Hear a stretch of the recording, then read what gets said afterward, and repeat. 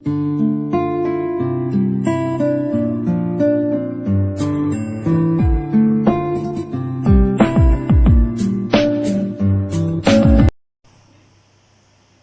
ಪರಿಶುದ್ಧವಾದ ನಾಮಕ್ಕೆ ಸ್ತೋತ್ರವಾಗಲಿ. ಆಮೆನ್. ಹಲ್ಲೆಲೂಯಾ. ಚೆನ್ನಾಗಿದ್ದೀರಲ್ಲ? ಸಂತೋಷವಾಗಿದ್ದೀರಲ್ಲ? ಕರ್ತನಲ್ಲಿ ಯಾವಾಗಲೂ ಹೇಗಿರಬೇಕು? ಸಂತೋಷವುಳ್ಳವರಾಗಿ ಇರಬೇಕು. ಆಮೆನ್. ಹಲ್ಲೆಲೂಯಾ. ಈ ತಿಂಗಳು ದೇವರು ನಮಗೆ ಕೊಟ್ಟಿರುವಂತಹ ವಾಗ್ದಾನವನ್ನು ನಾವು ಓದಿಕೊಳ್ಳೋಣ. ಕೀರ್ತನೆಗಳು 23ನೇ ಕೀರ್ತನೆ 4ನೇ ವಚನ. ಕೀರ್ತನೆ 23ನೇ ಕೀರ್ತನೆ ವಚನವು 4ನೇ ವಚನ. ಮರವಿನಲ್ಲಿ ನಡೆಯುವಾಗಲೂ ನೀನು ಹತ್ತಿರವಿರುವುದರಿಂದ ಕೇಡಿಗೆ ಹೆದರೆನು. ನಿನ್ನ ದೊಣ್ಣೆಯು ನಿನ್ನ ಕೋಲು ನನಗೆ ಧೈರ್ಯ ಕೊಡುತ್ತವೆ. ಆಮೆನ್. ನೀನು ನನ್ನ ಹತ್ತಿರ ಇರುವುದರಿಂದ ಯಾವ ಕೇಡಿಗೂ ನಾನು ಹೆದರೇನು. ನಿನ್ನ ಕೋಲು ನಿನ್ನ ದೊಣ್ಣೆ ನನಗೆ ಧೈರ್ಯ ಕೊಡ್ತಾ ಇದೆ. ಆಮೆನ್. ಇದು ದೇವರು ನಮಗೆ ಕೊಟ್ಟಿರುವಂತ ವಾಗ್ದಾನ. ನಂಬುವರು ದೇವರಲ್ಲಿ ಒಂದು ಭರವಸೆಯಿಂದ ಆಮೇನ್ ಹೇಳುವ. ಆಮೆನ್. ಯಾಕಂದ್ರೆ ನೀನು ನನ್ನ ಸಂಗಡ ಇರುವುದರಿಂದ, ವಾಕ್ಯ ಏನಂತದೆ? ನೀನು ನನ್ನ ಸಂಗಡ ಇರುವುದರಿಂದ ಯಾವ ಕೇಡಿಗೂ ನಾನು ಹೆದರೇನು. ದೇವರು ನನ್ನ ಸಂಗಡ ಇರುವಾಗ ಯಾವ ಕೇಡು ನನಗೆ ಬರುವುದಿಲ್ಲ. ಯಾಕಂದ್ರೆ ದೇವರ ಕೋಲು, ದೇವರ ದೊಣ್ಣೆ ನನ್ನನ್ನು ನಡೆಸುವಂತದಾಗಿದೆ, ನನಗೆ ಧೈರ್ಯ ಕೊಡುವಂತದಾಗಿದೆ, ನನ್ನನ್ನು ಕಾಯುವಂತದಾಗಿದೆ, ನನ್ನನ್ನು ಕಾಪಾಡುವಂತದಾಗಿದೆ. ಆಮೆನ್. ಸೊ ಇವತ್ತು ದೇವರು ನನ್ನ ಸಂಗಡ ಇದ್ದಾನ. ದಾವೀದನು ಹೇಳಿದಾನೆ, ನಾನು ಮರಣದ ಕಣಿವೆಯಲ್ಲಿ ನಡೆಯುವಾಗಲೂ ನೀನು ನನ್ನ ಸಂಗಡ ಇದ್ದೀ. ಆಮೆನ್. ದಾವೀದ ಒಂದು ಕುರುಬ. ಅವನು ಕುರಿಗಳನ್ನು ಕಾಯಲಿಕ್ಕೆ ಏನ್ ಮಾಡ್ಬೇಕಾಗಿತ್ತು? ಕಾಡಿಗೆ ಗುಡ್ಡಕ್ಕೆಲ್ಲ ಹೋಗ್ಬೇಕಾಗಿತ್ತು. ಹೋಗಿರ್ತಾನೆ. ಏನ್ ಮಾಡಿರ್ತಾನ್ರಿ? ಹೋಗಿರ್ತಾನೆ. ಸೊ ಅಲ್ಲಿ ಭದ್ರತೆ ಕೊಡೋದು ಯಾರು? ಜನ ಇರ್ತಾರ. ಇಲ್ಲಿ ಊರಾಗ ಏನಾದ್ರು ನಡೀತು ಅಂದ್ರೆ ಅಕ್ಕಪಕ್ಕದಲ್ಲಿ ಯಾರ ಏನ್ ಮಾಡ್ಬೋದು? ನಾವು ಸಹಾಯಕ್ಕೆ ಕರೀಬಹುದು. ಆದ್ರೆ ಕಾಡಿನಲ್ಲಿ ಪ್ರಾಣಿಗಳು, ಕ್ರೂರ ಪ್ರಾಣಿಗಳು, ಮನುಷ್ಯ ಜಗಳ ಮಾಡೋದು ಬಿಡಿಸೋದೇ ಕಷ್ಟ. ಇದ್ರಲ್ಲಿ ದೊಡ್ಡ ಪ್ರಾಣಿಗಳು ಬಂದು ಮುಂದೆ ನಿಂತೇನೆ ಜಗಳ ಮಾಡಿದ್ರೆ ಹೆಂಗೆ ಯೋಚನೆ ಮಾಡ್ರಿ? ಶಕ್ತಿ ಇದೆಯಾ? ನಮಗೆ ಶಕ್ತಿ ಇದೆಯಾ? ಆಮೆನ್. ಆದ್ರೆ ಅಂತ ಸಮಯದಲ್ಲಿ ಅವನು ಒಂದು ವೇಳೆ ಮರಣದ ಒಂದು ಹಾದಿಯಲ್ಲಿ ಹಾದು ಹೋಗಿರಬಹುದು, ಆದ್ರೆ ದೇವರು ಅವನ ಸಂಗಡ ಇದ್ದನು. ಆಮೆನ್. ಹಲ್ಲೆಲೂಯಾ. ಒಂದು ಪರಿಸ್ಥಿತಿ ಬರ್ತಾ ಇದೆ ದಾವೀದನ ಜೀವಿತದಲ್ಲಿ. ಅವನು ಇಸ್ರಾಯೇಲರ ಯುದ್ಧದ ಒಂದು ಪಾಳೆಯಕ್ಕೆ ಹೋಗ್ತಾ ಇದ್ದಾನೆ. ಇಸ್ರಾಯೇಲರು ಯುದ್ಧ ಮಾಡಲಿಕ್ಕೆ ಫಿಲಿಸ್ಟೀಯರಿಗೆ ವಿರೋಧವಾಗಿ ಯುದ್ಧ ನಡೀತಾ ಇದೆ.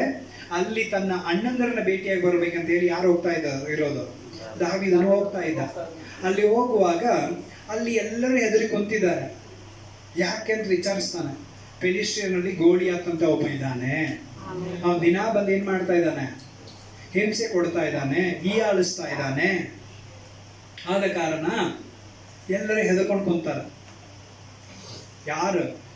ರಾಜನಾಗಿರುವಂತ ಸೌಲು ಕೂಡ ಹೆದರ್ಕೊಂಡು ಕುಂತಿದ್ದಾನೆ. ರಾಜ ಅಂದ್ರೆ ಅವನಿಗೆ ಏನಿರಬಾರ್ದು? ಭಯ ಇರಬಾರದು.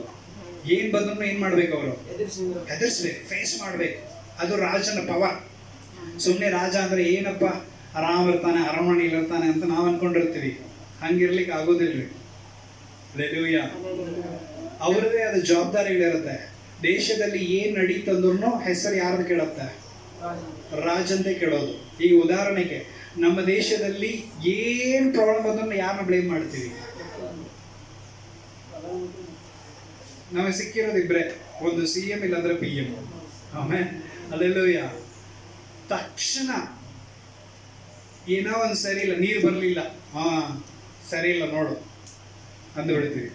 ಆಮೇಲೆ ಹಲ್ಲೆಲೂಯಾ. ಒಂದು ರೇಷನ್ ಬರ್ಲಿಕ್ಕೆ 2 ದಿನ ಲೇಟ್ ಆಯ್ತು ಅಂದ್ರೂ ಒಟ್ಟ ಸರಿ ಇಲ್ಲಪ್ಪ ಇವರು ಮಾತಾಡ್ತೀವ ಇಲ್ಲ. ಯಾಕಂದ್ರೆ ಅಷ್ಟು ಜವಾಬ್ದಾರಿ ಇರುತ್ತೆ ಅವರಿಗೆ. ಸಣ್ಣ ವಿಷಯವಾಗಿರಲಿ ದೊಡ್ಡ ವಿಷಯವಾಗಿರಲಿ ಏನ್ ನಡೆದ್ರು ಹೆಸರು ಕೇಳೋದು ಅವ್ರದೇ. ಅಂದಮೇಲೆ ಸೌಲ ರಾಜನಾಗಿ ಬರ್ಬೇಕಂದ್ರೆ ಅಷ್ಟೆಲ್ಲ ಪವರ್ ಅಥಾರಿಟಿ ಅವನಿಗೆ ಇರಬೇಕು. ಅಂದ್ರೆ ಮಾತ್ರ ದೇವರವನ್ನ ಏನಂತ ಮಾಡಿರ್ತಾರೆ? ರಾಜನಾಗಿ ಮಾಡಿರ್ತಾರೆ. ಅಂತ ರಾಜ ಕೂಡ ಗೋಲಿಯತ್ ನೋಡಿ ಏನ್ ಮಾಡಿದನ್ರಿ? ಹೆದರ್ಕೊಂಡು ಕುಂತಿದ್ದಾನೆ. ಯುದ್ಧ ಮಾಡ್ಲಿಕ್ಕೆ ಮುಂದೆ ಹೋಗವಲ್ಲ. ಅಂತ ಸಮಯದಲ್ಲಿ ಯಾರು ಹೋಗ್ತಾ ಇರೋದಲ್ಲಿ?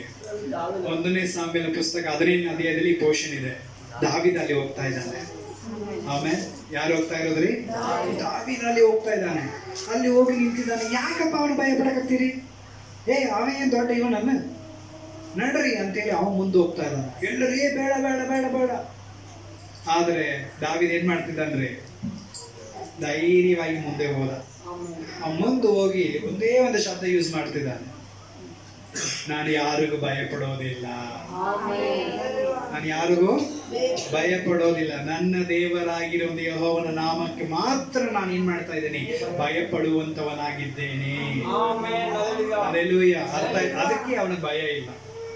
ದೇವರ ಮೇಲೆ ಮಾತ್ರ ಅವನ ಭಯ, ದೇವರ ಮೇಲೆ ಮಾತ್ರ ಅವನ ಭಕ್ತಿ, ದೇವರಿಗೆ ಮಾತ್ರ ಅಡ್ಡು ಬೀಳ್ತಾ ಇದ್ದಾನೆ. ಆದ ಕಾರಣ ಯಾವ ಮನುಷ್ಯನ ನೋಡಿ ಅವನು ಏನ್ ಮಾಡ್ತಾ ಇಲ್ಲ? ಭಯ ಪಡ್ತಾ ಇಲ್ಲ. ಎಲ್ಲರಿಗೂ ಒಂದು ಮರಣದ ಒಂದು ಕಟ್ಟು, ಆದರೆ ದಾವೀದನಿಗೆ ಮಾತ್ರ ಒಂದು ಧೈರ್ಯದ ಕಟ್ಟು ಇದೆ. ಆಮೆನ್. ಹಲ್ಲೆಲೂಯಾ. ಅದಕ್ಕೆ ವಾಕ್ಯ ಹೇಳಿದೆ, ನಾನು ಮರಣದ ಕಣಿವೆಯಲ್ಲಿ ನಡೆಯುವಾಗಲೂ ಭಯಪಡೋದೇ ಇಲ್ಲ, ನೀನು ನನ್ನ ಸಂಗಡ ಇರುವುದರಿಂದ. ಅಲ್ಲಿ ಯುದ್ಧದಲ್ಲಿ ಇದ್ದವರು ಎಲ್ಲರೂ ಯಾವುದನ್ನ ತಗೊಂಡು ಹೋಗಿದ್ದಾರ್ರಿ?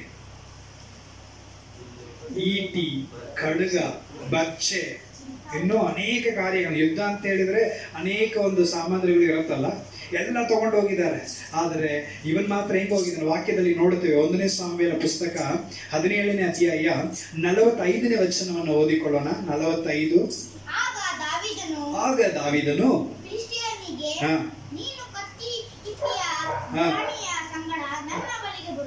ನೀನಾದರೂ ಕತ್ತಿ, ಈಟಿ, ಕೇಡಗ, ಗುರಾಣಿಯೊಂದಿಗೆ ನನ್ನ ಸಂಗಡ ಬಂದಿದ್ದಿ, ಆದರೆ ನೀನು ನಿಂದಿಸಿದ ಇಸ್ರಾಯೇಲನ ಸೈನ್ಯಗಳ ದೇವರಾದಂತ ಸೈನ್ಯಗಳನ್ನ ಕರ್ತನಾಗಿರುವ ಹೆಸರಿನಲ್ಲಿ ನಾನು ನಿನ್ನ ಬಳಿಗೆ ಬಂದಿದ್ದೇನೆ. ಒಮ್ಮೆ ನೀನಾದರೂ ಯಾವ ನಂಬಿಕೆಯಲ್ಲಿ ಬಂದಿದ್ದಿ? ಈಟಿ, ಖಡ್ಗ, ಬರ್ಚಿ ಇದೆಲ್ಲ ತಗೊಂಡು ಬಂದಿದ್ದಿ. ಆದ್ರೆ ನಾನು ಏನು ತಂದಿಲ್ಲಪ್ಪ, ನನ್ನ ಹತ್ರ ಏನೇನು ಇಲ್ಲಪ್ಪ ಯುದ್ಧ ಮಾಡ್ಲಿಕ್ಕೆ. ಆದ್ರೆ ಒಂದೈತಿ, ನೀನು ನಿಂದಿಸ್ತಾ ಇದೆಯಲ್ಲ, ನೀನು ಹೀಯಾಳಿಸ್ತಾ ಇದೆಯಲ್ಲ, ನೀನು ಹಿಂಸೆ ಕೊಡ್ತಾ ಇದೆಯಲ್ಲ, ಆ ದೇವರ ನಾಮವು ನನ್ನ ಹತ್ರ ಇದೆ. ಆಮೇಲೆ ಆ ನಾಮವನ್ನು ಹಿಡಿದುಕೊಂಡು ನಾನು ಬಂದಿದ್ದೀನಿ. ಹಲ್ಲೆಲೂಯಾ. ನಮಗೆ ಧೈರ್ಯ ಕೊಡುವಂಥದ್ದು ಯಾವ ನಾಮ? ಯೇಸುವಿನ ನಾಮ. ಆಮೇಲೆ ಆ ನಾಮವನ್ನು ಹಿಡಿದುಕೊಂಡು ದಾವೀದ ಮುಂದೆ ಬಂದಿದ್ದ. ಎಂತ ಧೈರ್ಯ ನೋಡ್ರಿ! ನೀನು ನನ್ನ ಸಂಗಡ ಇರೋದ್ರಿಂದ ಯಾವ ಕೇಡಿಗೆ ನಾನು ಹೆದರೋದೇ ಇಲ್ಲ. ಆಮೇಲೆ ಏನು ಕೇಡು ಬರೋದಿಲ್ಲ ಅಂತ ಕಾನ್ಫಿಡೆಂಟ್ ಅಲ್ಲ. ಕೇಡು ಬಂದ್ರು ನಾನು ಏನ್ ಮಾಡೋಂಗಿಲ್ಲ, ಹೆದರೋದಿಲ್ಲ. ತೆಗೆದು ಬಿದ್ರು ಅಲ್ಲಿಂದ ನಾನು ಏನ್ ಮಾಡ್ತೀನಿ? ಮೇಲೆ ಎಬ್ಬಿಸ್ತೀನಿ. ಶದ್ರಕ್, ಮೇಷಕ್, ಆಬೇದ್ನೆಗೋ ಧೈರ್ಯ ಎಲ್ಲಿಂದ ಬಂತು? ದೇವರಿಂದ ಬಂತು. ಆಮೇಲೆ ಹಲ್ಲೆಲೂಯಾ. ಅವ್ರನ್ನ ತಗೊಂಡು ಎಲ್ಲಿ ಹಾಕ್ತಾ ಇದ್ದಾರ? ಬೆಂಕಿ. ಹಲ್ಲೆಲೂಯಾ. ಆದ್ರೆ ಅವ್ರು ಹೆದರ್ಲಿಲ್ಲ. ಯಾವ ಕೇಡಿಗೂ ನಾವು ಹೆದರೋದಿಲ್ಲ. ಹೇಳಿದ್ರ ಇಲ್ವಾ? ಯಾವ ಕೇಳಿದ್ರು ನಾವು ಹೆದರೋದಿಲ್ಲ. ಯಾಕಂದ್ರೆ ನೀನು ನನ್ನ ಸಂಗಡ ಇದ್ದೀ. ತಗೊಂಡೋಗಿ ಬೆಂಕಿಲಿ ಹಾಕಿದಾಗಲೂ ಅವ್ರೇನ್ ಮಾಡ್ತಿದ್ರು? ಬೆಂಕಿಲಿ ಪ್ರಾರ್ಥನೆ ಮಾಡ್ತಾ ಇದ್ದಾರೆ. ಆಮೇಲೆ ಹಲ್ಲೆಲೂಯಾ. ಯಾಕಂದ್ರೆ ಅಲ್ಲಿ ರಾಜನ ನೋಡ್ತಾ ಇದ್ದಾರೆ. ತರಿಯೋ ಯಪ್ಪ, ನಾವು 3 ಮಂದಿನ ಬೆಂಕಿ ಒಳಗೆ ಹಾಕಿದ್ದು, ಆದ್ರೆ ಅಲ್ಲಿ 4 ಜನ ಬೆಂಕಿ ಒಳಗೆ ಅಡ್ಡಾಡಕತ್ತಾರಲ್ಲ. ಒಮ್ಮೆ 4ನೇದವನು ಯಾರು? ನಮ್ಮ ದೇವರು. ಯಾಕಂದ್ರೆ ದೇವರು ಅವರ ಸಂಗಡ ಇದ್ದ ಕಾರಣದಿಂದ ಅವರು ಭಯ ಪಡಲಿಲ್ಲ. ಒಮ್ಮೆ ಹಲ್ಲೆಲೂಯಾ. ಡ್ಯಾನಿಯಲ್ಗೆ ಧೈರ್ಯ ಎಲ್ಲಿಂದ ಬಂತು? ದೇವರಿಂದ. ಎಲ್ಲರಿಗೂ ಒಂದು ರೂಲ್ಸ್, ಆದ್ರೆ ಇವ ಮಾತ್ರ ಅದನ್ನು ಫಾಲೋ ಮಾಡಿಲ್ಲ. ಯಾಕ? ನಾನು ನನ್ನ ದೇವರನ್ನ ಮಾತ್ರ ಆದುಕೊಂಡಿದ್ದೇನೆ. ಸಿಂಹಗಳು ತಗೊಂಡೋಗಿ ಹಾಕ್ರಿ ಅಂದ್ರು. ಎಲ್ಲಿ ಹೋಗಿ ಹಾಕಿದ್ರಿ? ಸಿಂಹದ ಗವಿಯಲ್ಲಿ ಹೋಗಿ. ಸಿಂಹ ಎಷ್ಟು ಸಿಂಹಗಳಿತ್ತೋ ಗೊತ್ತಿಲ್ಲ, ಒಂದು 3-4 ಇದ್ದಿರಬಹುದು. ಇವನ ಸಿಂಹದ ಗವಿಯಲ್ಲಿ ಹಾಕಿದ ಕೂಡಲೇ ಇವನ ಅಲ್ಲಿ ಕುತ್ಕೊಂಡು ಏನ್ ಮಾಡ್ತಿದ್ದ? ಪ್ರಾರ್ಥನೆ ಮಾಡ್ತಾ ಇದ್ದ. ಹಲ್ಲೆಲೂಯಾ. ಇವನ ಮುಂದೆ ಸಿಂಹಗಳು ಏನ್ ಮಾಡ್ತಿತ್ತು? ಸುಮ್ಮನೆ ಕುತ್ಕೊಂಡಿತ್ತು. ಆಮೆನ್. ಹಲ್ಲೆಲೂಯಾ. ಹಲ್ಲೆಲೂಯಾ. ಯಾಕಂದ್ರೆ ಇವನ ಸಂಗಡ ದೇವರಿದ್ದರು. ಆಮೇಲೆ ದೇವರ ಅಪ್ಪಣೆ ಕೊಟ್ಟಿದ ಕೂಡಲೇ ಪ್ರಾಣಿಗಳು ಸುಮ್ಮನೆ ಆಗುತ್ತೆ. ಯಾಕಂದ್ರೆ ಅಲ್ಲಿ ವಾಕ್ಯದಲ್ಲಿ ನೋಡ್ತೀವಿ, ಬಾಲಾಕನು ಕತ್ತೆ ಮೇಲೆ ಬರ್ತಾ ಇರ್ತಾನೆ. ಅದ್ರ ಮೇಲೆ ಕತ್ತೆ ಮೇಲೆ ಬರ್ತಾ ಇರುವಾಗ ದೇವದೂತನ ಎದುರಿಗೆ ನಿಂತಿರ್ತಾನೆ. ದೇವದೂತನ ಏನ್ ಮಾಡಿರ್ತಾನ್ರಿ? ಎದುರಿಗೆ ನಿಂತಿರ್ತಾನೆ. ಹಾಗೆ ಕತ್ತೆ ಅವನಿಗೆ ಹೆದರಿ ಕಪ್ಪಗೆ ನಿಂತಿರ್ತಾವ. ಆಮೇಲೆ ಹಲ್ಲೆಲೂಯಾ, ಹೌದಾ ಇಲ್ವಾ? ಯಾಕಂದ್ರೆ ದೇವರ ಮಾತಿಗೆ ಎಲ್ಲವೂ ವಿಧೇಯರಾಗುತ್ತದೆ. ಸಮುದ್ರವನ್ನು ನೋಡಿ ಸ್ವಾಮಿ ಏನಂತ ಹೇಳ್ತಾ ಇದಾರೆ? ಸುಮ್ಮನೆ ಇರು ಹೇಳಿದ್ರ ಇಲ್ವಾ? ಅವಾಗ ಸಮುದ್ರ ಏನ್ ಮಾಡ್ತು? ಶಾಂತವಾಯಿತು. ದೇವರು ಒಂದೇ ಒಂದು ಮಾತು ಸಾಕು, ಎಲ್ಲವೂ ಸೈಲೆಂಟ್ ಆಗುತ್ತೆ. ಆಮೇಲೆ ಅದು ನಮ್ಮನ್ನು ಬಿಟ್ಟು ನಾವು ಮಾತ್ರ ದೇವರ ಮಾತು ಕೇಳಲಿಕ್ಕೆ ಅನೇಕ ಯೋಚನೆ ಮಾಡ್ತೀವಿ, ಆದ್ರೆ ಎಲ್ಲವೂ ದೇವರು ಉಂಟು ಮಾಡಿದ ಎಲ್ಲವೂ ದೇವರ ಮಾತಿಗೆ ವಿಧೇಯರಾಗಿರುತ್ತೆ. ಆಮೆನ್. Hallelujah, hallelujah.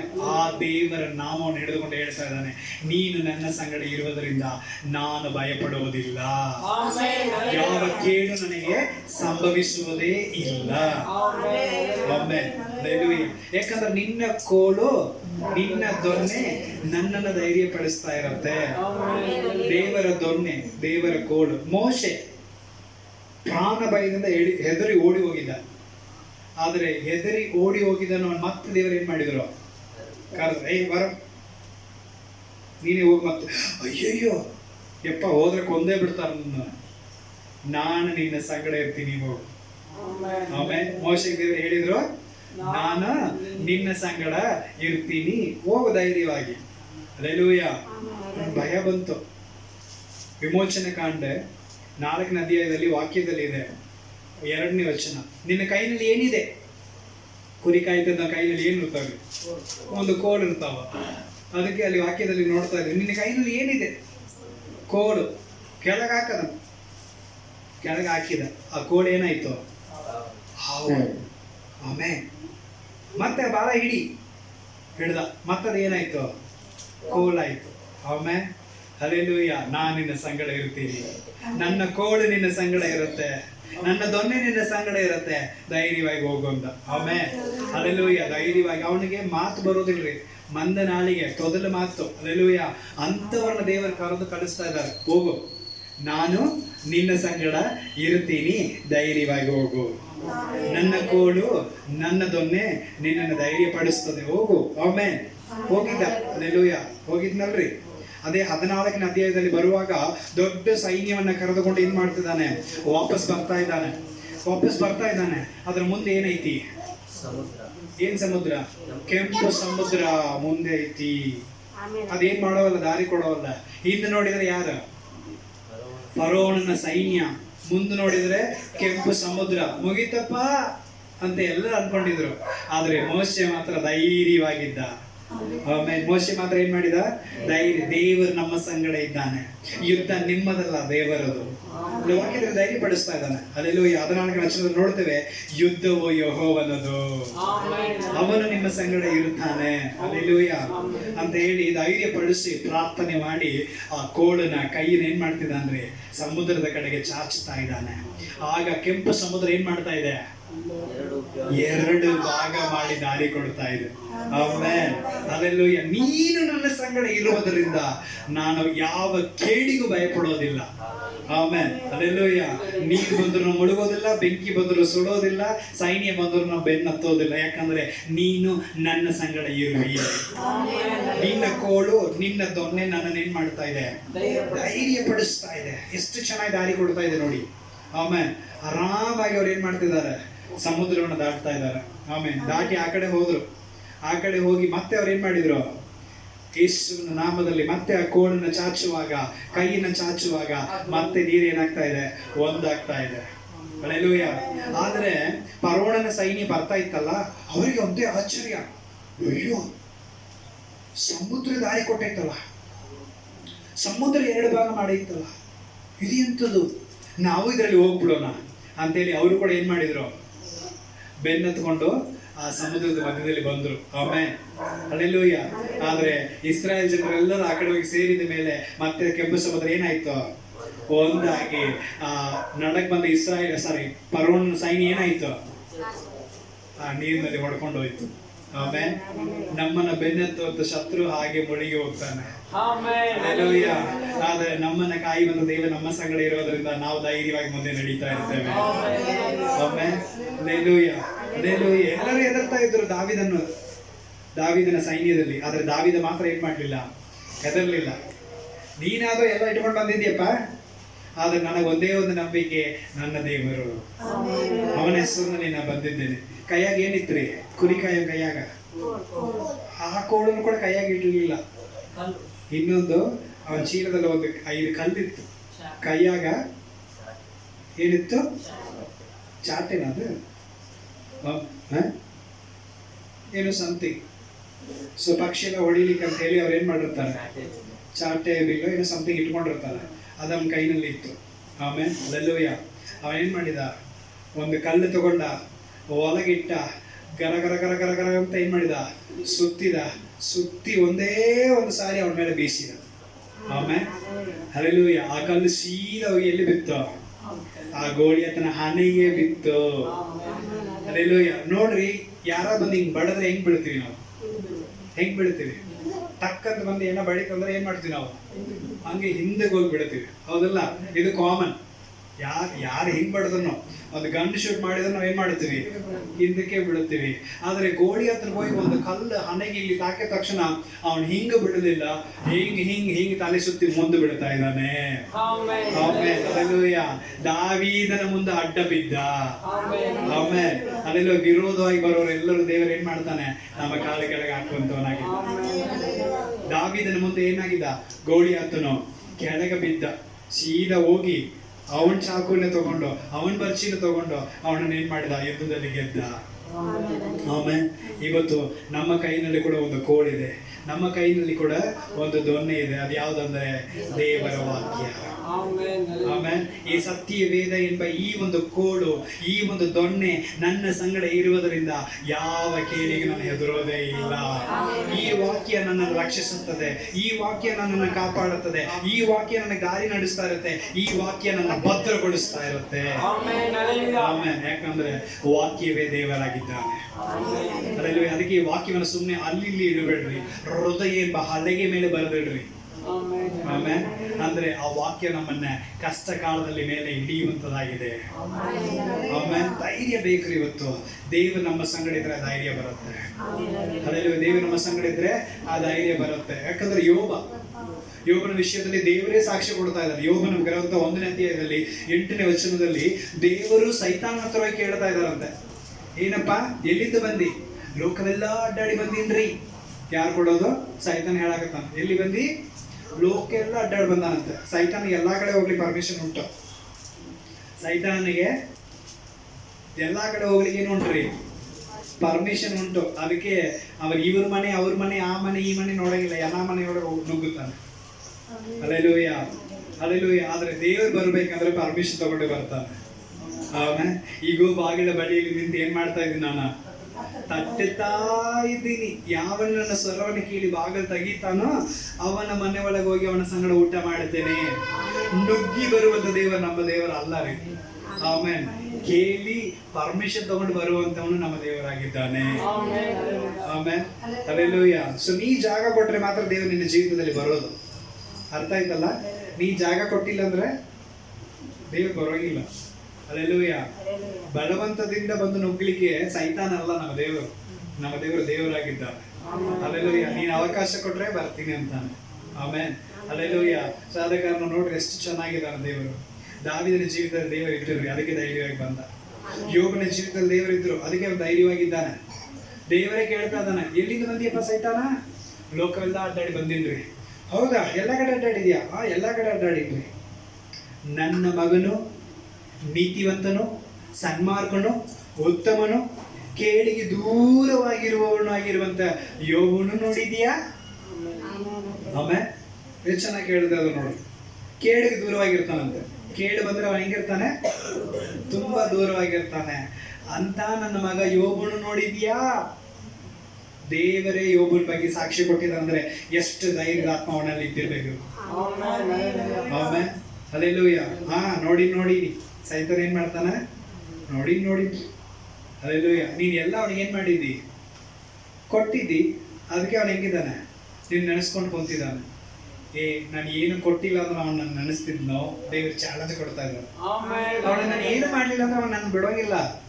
ಈ ನಂಬಿಕೆ ನಮಗಿದೆಯಾ? ದೇವರು ಕೊಟ್ಟಿದ್ದಕ್ಕೆ ನಾವು ಇವತ್ತು ಇಲ್ಲಿ ಇದ್ದೀವಿ. ದೇವರು ಏನು ಕೊಟ್ಟಿಲ್ಲ ಅಂದ್ರೆ ಇವತ್ತು ನಾವು ಇಲ್ಲಿ ಬರ್ತಿದ್ದೀವ ನಾವು? ಆಮೇಲೆ ಅಲ್ಲೆಲ್ಲೂಯ್ಯ. ಏನೋ ಒಂದು ವಿಷಯದಲ್ಲಿ ಏನೋ ಒಂದು ಉಪಕಾರ ದೇವರು ನಮ್ಮ ಜೀವಿತದಲ್ಲಿ ಮಾಡ್ಯಾನ, ಹೌದಾ ಇಲ್ರಿ? ಅದಕ್ಕೆ ಇವತ್ತು ನಾವು ಏನ್ ಮಾಡಿದ್ದೇವೆ, ಕೆಲವೊಬ್ಬರು ದೀಕ್ಷಾಸ್ಥಾನ ತಗೋಬೇಕಂದ್ರೂ ಅರಿಕೆ ಮಾಡಿರ್ತಾರೆ. ಏನಂತ ನಮ್ಮ ಸಭೆಯಲ್ಲಿ ಇದ್ದಾರೆ, ಕೆಳಗೆ ಬಿದ್ದು ಕೈ ಮುರ್ಕೊಂಡು ಬಂದಿದ್ರು. ಅವಾಗ ಬಂದೊಂದು ಅರಿಕೆ, ಈ ಕೈ ಸರಿ ಆಗಲ್ರಿ, ನಾವು ದೀಕ್ಷಾಸ್ಥಾನ ತಗೊಳ್ತೀವಿ. ಆಮೇಲೆ ಹಲ್ಲೆಲೂಯಾ. ಇದ್ದಾರೆ, ಇದ್ದಾರೆ. ಆಮೇಲೆ ಹಲ್ಲೆಲೂಯಾ. ಸೊ ಈ ರೀತಿ ದೇವರು ನನಗೇನೋ ಮಾಡಲಿ ನಾನು ತಗೊಳ್ತೀನಿ ಅನ್ನೋರು ಜಾಸ್ತಿ. ಆದರೆ ಯೋಬಗೆ ದೇವರು ಏನು ಮಾಡಲಿಲ್ಲ ಅಂದ್ರೂ ಅವನ ದೇವರ ಮೇಲೆ ವೈರಾಗ್ಯವಾಗಿದ್ದ. ಆಮೇಲೆ ಅದಕ್ಕೆ ದೇವರೇ ನಾನು ಏನು ಅವನು ಕೊಟ್ಟಿಲ್ಲ ಅಂದ್ರೂ ಅವನ ನನ್ನ ಮೇಲೆ ಧೈರ್ಯವಾಗಿರ್ತಾನೆ, ನಂಬಿಕೆಯಲ್ಲಿ ಇರ್ತಾನೆ ಅಂತ ದೇವ್ರು ಚಾಲೆಂಜ್ ಮಾಡ್ತಾ ಇದ್ದ. ನೀನು ಅವನಿಗೆ ಚೂರು ಅವಕಾಶ ಕೊಡು, ಅವ ನಿನ್ನ ಮಗ ಇಲ್ಲ ಅಂತ ನಾನು ಅಪ್ರೂವ್ ಮಾಡ್ತೀನಿ. ಸೈತಾನ್ ಚಾಲೆಂಜ್ ಮಾಡ್ತಾ ಇದ್ದ. ಆಮೇಲೆ ಹಲ್ಲೆಲೂಯಾ. ಸೊ ದೇವ್ರು ಏನು ಮಾಡಿದ್ರು, ಅವ ಪ್ರಾಣ ಮಾತ್ರ ತೆಗಿಬೇಡ, ಏನ್ ಬೇಕಂದ್ರೆ ಮಾಡು ಅಂತ ಪರ್ಮಿಷನ್ ಕೊಟ್ರು. ಸಿಕ್ಕಿದೆ ಚಾನ್ಸ್, ಶನಿ ಅಂತಾರಲ್ಲ ಅದೇ. ಆಮೇಲೆ ಹಲ್ಲೆಲೂಯಾ. ಬಂದು ಹೊಕ್ಕೊಂಡು ಬಿಡ್ತಂದ್ರೆ ಬಿಡೋದಿಲ್ಲ ಅಷ್ಟು ಜಲ್ದಿ. ಹಲ್ಲೆಲೂಯಾ. ಅದಕ್ಕೆ ಶನಿ ಅಂತಾರೆ. ಆಮೇಲೆ ಬಂತಂದ್ರೆ ಏನು ಇಲ್ಲದವರಾಗಿ ಮಾಡಿಬಿಡತ್ತೆ. ಪ್ರಾಣ ಒಂದು ಮಾತ್ರ ಅವನಲ್ಲಿ ಇದೆ, ಮಿಕ್ಕಿದೆಲ್ಲವನ್ನು ಕಸ್ಕೊಂಡ್ಬಿಟ್ಟ ಸೈತಾನ. ಆಮೇಲೆ ಎಲ್ಲ ಕಸ್ಕೊಂಡ್ಬಿಟ್ಟ. ಹಲ್ಲೆಲೂಯಾ. ಹೆಂಡತಿ ಬಂದು ಮಾತಾಡಿದ್ರು, ಯಪ್ಪ ದೇವ್ರೆ ನಿನ್ನ ನೋಡಕ್ ಆಗವಲ್ಲ ಮರಯ್ಯ, ಇಂಥ ಸ್ಥಿತಿ ನೀನು ದೇವ್ರನ್ನ ತಂದಾನೆ, ನೀ ಏನು ಕಡಿಮೆ ಮಾಡಿ ದೇವರಿಗೆ? ಪ್ರಾರ್ಥನೆ ಕಡಿಮೆ ಮಾಡಿದ್ಯಾ, ಕೊಡೋದು ಕಡಿಮೆ ಮಾಡಿದ್ಯಾ, ಉಪಕಾರ ಮಾಡೋದು ಕಡಿಮೆ ಮಾಡಿ, ಏನು ಕಡಿಮೆ ಮಾಡಿದ್ದಿ? ಇಷ್ಟೆಲ್ಲ ನೀ ದೇವರಲ್ಲಿ ಇದ್ರೂ ಕೂಡ ಕಾಡಂತ ತಪ್ಪವಲ್ಲ ನೋಡು ನಿನಗೆ. ಹಾಗಾಗಿ ಏನು ಮಾಡಿದ್ವಿ ನೀನು? ಇಂತಹ ಸ್ಥಿತಿನ ತಂದ ದೇವರನ್ನ ಬೈಯಿ ಪ್ರಾಣ ಬಿಟ್ಟುಬಿಡು, ಸತ್ತೋಗ್ಬಿಡು ಅಂದ್ಲು. ಯಾರು? ಯೋಬನ ಹೆಂಡತಿ. ಆಮೇಲೆ ಮದುವೆ ಮಾಡುವಾಗ ಹಿಂಗೆ ಪ್ರಮಾಣ ಮಾಡಿರ್ತೀವಿ. ಇನ್ನು ನೀವು ಕ್ರೈಸ್ತರ ಮದುವೆ ನೋಡಲಿಲ್ಲ, ಹಾಗಾಗಿ ನಿಮ್ಗೆ ಗೊತ್ತಿಲ್ಲ. ಆಮೇಲೆ ತಾಳಿ ಕಟ್ಟಿದರೆ ಅಥವಾ ಉಂಗುರ ಚೇಂಜ್ ಮಾಡಿದರೆ ಒಂದು ಪ್ರಮಾಣ ವಚನ ಕೊಡ್ತಾರೆ. ಗಂಡನೂ ಕೊಡಬೇಕು, ಹೆಂಡತಿನೂ ಕೊಡಬೇಕು. ಗಂಡ ಏನಂತ ಕೊಡ್ಬೇಕಾ? ತಾಳಿ ಕಟ್ಟಿದರೆ ತಾಳಿ ಮೇಲೆ ಕೈ ಇಟ್ಕೋಬೇಕು, ಅಥವಾ ಉಂಗುರ ಅಂದರೆ ಕೈ ಹಿಡ್ಕೋಬೇಕು. ಹಿಡ್ಕೊಂಡು ಪ್ರಮಾಣ ವಚನ ಕೊಡಬೇಕು. ಕಷ್ಟವಾಗಲಿ, ಸುಖವಾಗಲಿ, ಮರಣವಾಗಲಿ, ತೊಂದರೆವಾಗಲಿ, ಏನೇ ಬರಲಿ, ಎಂಥ ಸ್ಥಿತಿ ಬರಲಿ, ನಾನು ಪ್ರಾಣಕ್ಕಿಂತ ಹೆಚ್ಚಾಗಿ ನನ್ನ ಪ್ರೀತಿ ಮಾಡುತ್ತೇನೆ, ಏನು ಬಂದರೂ ನಾನು ನಿನ್ನ ಬಿಟ್ಟುಕೊಡೋದೇ ಇಲ್ಲ ಅಂತೇಳಿ ಪ್ರಮಾಣ ವಚನ ಕೊಡಬೇಕು. ಯಾರು? ಗಂಡ. ಹೆಂಡತಿನೂ ಅದೇ ಥರ. ಎಂಥ ಸ್ಥಿತಿ ಬರಲಿ, ಎಂಥ ತೊಂದರೆ ಬರಲಿ, ಎಂಥ ಬಡತನ ಬರಲಿ, ಎಂಥ ಸ್ಥಿತಿತನ ಬರಲಿ, ನಾನು ನಿನಗೆ ವಿಧೇಯರಾಗಿ ನೀನು ಜೀವಂತವಾಗಿರುವ ಎಲ್ಲ ದಿವಸವೂ ನಾನು ನಿನ್ನ ಸಂಗಡ ಇರುತ್ತೀನಿ ಅಂತೇಳಿ ಈಕಿನ ಏನು ಮಾಡಬೇಕು? ಪ್ರಮಾಣ ಕೊಡಬೇಕು. ಇದೇ ಗಂಡ ಹೆಂಡತಿಯ ಪ್ರಮಾಣ ವಚನಗಳು. ಆಮೇಲೆ ಈ ರೀತಿಯಾಗಿ ಕಟ್ಟಿ ಇಟ್ಟಿದ್ದ ಅವರಿಬ್ಬರಲ್ಲಿ ಒಂದು ಪರಿಸ್ಥಿತಿ ಬಂತು. ಅವಾಗ ಹೆಂಡತಿ ಏನಂತಿದ್ಲ? ಸತ್ತು ಹೋಗ್ಬಿಡು, ಎದಗಿದೀಯ ಅಂತ ಹೇಳಿದ್ಲು. ಆಮೇಲೆ ಅಲ್ಲೆಲ್ಲೋಯ್ಯ, ಹೌದಲ್ರಿ? ಇವತ್ತು ಅನೇಕರ ಮನೆಯಲ್ಲಿ ಹಿಂಗೆ ನಡೀತಾರೆ. ಗಂಡ ಕುಡಿದು ಬರ್ತಾನಂದ್ರೆ ಹೆಂಡತಿ ಏನಂತಾರ? ಎದಕ್ಕೆ ಬರ್ತೀಯ, ನೀ ಸತ್ತು ಹೋಗ್ಬಿಡು ಮಾರಯ್ಯ, ನಾನಾ ಚೆನ್ನಾಗಿರ್ತೀನಿ ಮಾತಾಡೋರು ಇರ್ತಾರ್ರಿ. ಆಮೇಲೆ ಅಲ್ಲೆಲ್ಲೋಯ್ಯ. ಸೊ ಅದೇ ಥರ ಗಂಡನು ಹೆಂಡತಿ ಒಟ್ಟ ಹಚ್ಚೋದು ನೋಡಿ ಈಕಿನ ಹೋಗಿ ನನಗೆ ಕಟ್ಟಿಬಿಟ್ಟಾರ ನೋಡು, ಈಕಿ ಇಲ್ಲ ಅಂದ್ರೆ ಇನ್ನೂ ಆರಾಮಾಗಿರ್ತಿದ್ದೆ, ಇನ್ನು ಮದುವೆ ಆಗದೆ ಇದ್ರೆ ಇನ್ನೂ ಚೆನ್ನಾಗಿರ್ತಿದ್ದೆ ನಾವು. ಆಮೇಲೆ ಮಾತಾಡೋರು ಇರ್ತಾರೆ. ಸೊ ಯಾಕಂದರೆ ಪರಿಸ್ಥಿತಿಯಲ್ಲಿ ಹಂಗೆ ಮಾಡುತ್ತೆ. ಯೋಬನ ಜೀವಿತದಲ್ಲಿ ಹಂಗೆ ಬಂತು. ಆದ್ರೆ ಯೋಬನ ಹೆಂಡತಿ ಹಂಗೆ ಬೈದ್ಲು. ಆದ್ರೆ ಯೋಬ ಏನು ಮಾಡಲಿಲ್ಲರಿ? ಹೇ ಹುಚ್ಚಿ, ಯಾರು? ಹೆಂಡತಿನ ಹೇಳಿ ಮಾತಾಡೋದು, ಹೇ ಹುಚ್ಚಿ, ಇಷ್ಟೆಲ್ಲ ದೇವರು ಕೊಟ್ಟಾಗ ಎಷ್ಟು ಚೆನ್ನಾಗಿದ್ದೀವಿ, ಈಗ ಸ್ವಲ್ಪ ಕಷ್ಟಕಾಲ ಬಂದೈತಿ, ಇದನ್ನ ಅನುಭವಿಸೋಣ ಬಿಡು ಅಂತಾನೆ. ಯಾಕಂದ್ರೆ ಅವನ ಸಂಗಡ ಇದ್ದಿದ್ದು ಯಾರು? ಅವನ ನಂಬಿಕೆ ಯಾರ ಮೇಲೆ ಇತ್ತು? ದೇವರ. ಹಂಗಾಗಿ ಏನ್ ಕೇಳು ಬಂದ್ರು ಧೈರ್ಯವಾಗಿದ್ದ. ದೇವರ ದೊಣ್ಣೆ, ದೇವರ ಕೋಡು ನನ್ನ ಧೈರ್ಯ ಪಡಿಸ್ತಾ ಇದೆ. ಇವರೆಲ್ಲರೂ ಜಯಶಾಲಿಗಳು.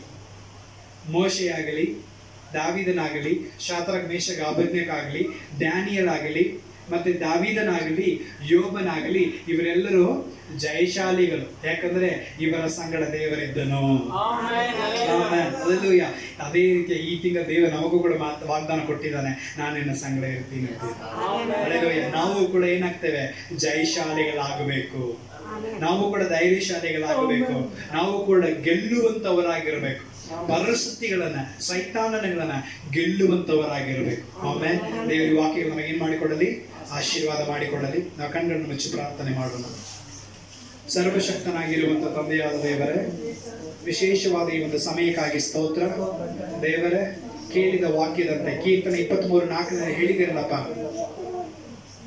ಮರಣದ ಕಣಿವೆಯಲ್ಲಿ ನಡೆಯುವಾಗಲೂ ಯಾವ ಕೇಡಿಗೂ ನಾನು ಹೆದರೋದಿಲ್ಲ, ನೀನು ನನ್ನ ಸಂಗಡ ಇರೋದ್ರಿಂದ. ನಿನ್ನ ಕೋಲು, ನಿನ್ನ ದೊನ್ನೆ ನನ್ನ ಧೈರ್ಯಗೊಳಿಸ್ತಾ ಇದೆ. ನಿನ್ನ ಸತ್ಯವಾಕ್ಯ ಎಂಬ ಈ ಕೋಲು, ಸತ್ಯವಾಕ್ಯ ಎಂಬ ಈ ಒಂದು ದೊನ್ನೆ ನಮ್ಮ ಸಂಗಡ ಇರುವುದರಿಂದ ಯಾವ ಕೇಡಿಗೂ ನಾವು ಹೆದರೋದಿಲ್ಲ. ಈ ತಿಂಗಳೆಲ್ಲ ನಾವು ಜಯಶಾಲಿಗಳಾಗಿ ಜೀವಿಸ್ತೇವೆ, ಧೈರ್ಯವಾಗಿ ಜೀವಿಸ್ತೇವೆ. ಎಂತ ಇಕ್ಕಟ್ಟು ಬಂದರೂ ನೀನು ನಮ್ಮ ಸಂಗಡ ಇರ್ತಿಸು, ಅದಕ್ಕಾಗಿ ನಮಗೆ ಸ್ತೋತ್ರ. ನಮ್ಮನ್ನು ಸಂಪೂರ್ಣವಾಗಿ ತಗ್ಗಿಸ್ತೇವೆ. ನೀನು ಹೆಚ್ಚಿಸು, ನೀನು ಬಲಪಡಿಸು, ನೀನು ಆಶೀರ್ವದಿಸು. ಪ್ರಾರ್ಥನೆ ಕೇಳಿದ್ದಕ್ಕಾಗಿ ನಮಗೆ ಸ್ತೋತ್ರ. ಯೇಸು ಕ್ರಿಸ್ತನ ಮುದ್ದಾದ ನಾಮದಲ್ಲಿ ಪರಿಶುದ್ಧಾತ್ಮನೇ ನಿನ್ನ ಸಹಾಯದಲ್ಲಿ ಪ್ರಾರ್ಥನೆಯಲ್ಲಿ ಬೇಡಿ ಹೊಂದುತ್ತಾ ಇದ್ದೇನೆ. ನನ್ನ ಜೀವಗಳ ಸ್ವರ್ಗೀಯ ತಂದೆಯಾದ ದೇವರೇ, amen, amen. God bless you. Praise you.